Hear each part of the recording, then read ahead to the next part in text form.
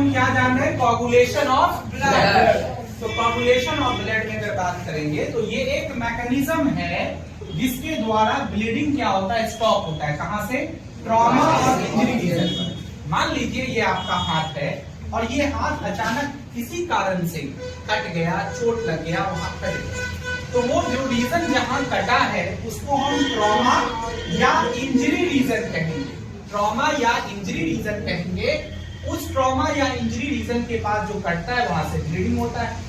अब इस ब्लीडिंग का रुकना ही ब्लड क्लॉटिंग कहलाता है। इस ब्लड का बंद होना, निकलने से बंद होना, यानी अभी ब्लीडिंग हो रहा है, खून बह रहा है, लेकिन बंद होना ही, रुकना ही क्या कहलाता है? Coagulation of blood. यानी एक मैकेनिज्म। अब ये होता कैसे? इसमें कई सारे स्टेप्स, वो स्टेप्स हमने यहाँ पर अभी लिखा है, बता रहे हैं आपको। सबसे पहला स्टेप की बात करेंगे।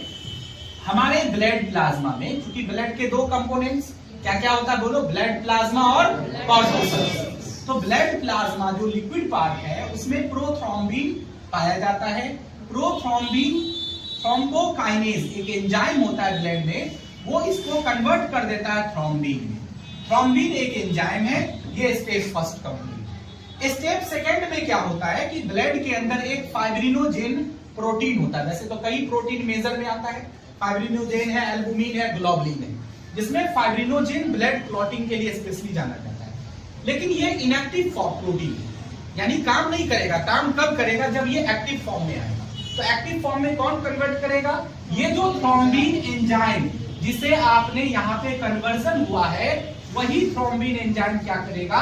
इस फाइब्रिनोजेन को फाइब्रिन में कन्वर्ट कर देगा। राइट? किसमें कन्वर्ट करेगा? बोलो, फाइब्रिनोजेन को फाइब्रिन में कन्वर्ट करेगा। तो फाइब्रिन एक्टिव प्रोटीन हो गया। अब ये फाइब्रिन करेगा क्या? जो कटा हुआ भाग है, जैसे यहाँ पे कटा, तो यहाँ पे तो दिखेगा नहीं, तो मैं इसको थोड़ा जूम किया। तो जूम किया तो मान लीजिए इतना दूर कटा हुआ भाग है। अब इस कटे हुए भाग में ये जो फाइब्रिन प्रोटीन है वो यहाँ पे नेट बनाएगा, पूरा नेटवर्क लाइक स्ट्रक्चर बना देगा, फाइन नेटवर्क, जिसमें जो damage blood vessels, damage blood cells है, आरबीसी, डब्ल्यूबीसी, प्लेटलेट, जो ट्रॉमा रीजन के पास डैमेज हो जाता है, वो सारा सेल फ्लो के दौरान इस जाल में फंसना चालू कर देगा। मतलब उस नेट, फाइब्रिन नेट में ट्रैप होने लगेगा और फाइनली इस रास्ते को क्या करेगा? वो ब्लॉक कर देगा। ठीक है? जिस समय ये इनिशिएट होता है कोगुलेशन, उस समय हमारे ब्लड प्लेटलेट्स का एक अहम रोल है। वो क्या है? तो मैंने यहां लिखा है, at trauma region the damage tissue, जो डैमेज टिश्यू होता है कटे हुए भाग पर, वो एक्टिवेट करता है ब्लड के प्लेटलेट्स को, जिसको हम थ्रोम्बोसाइट्स कहते हैं।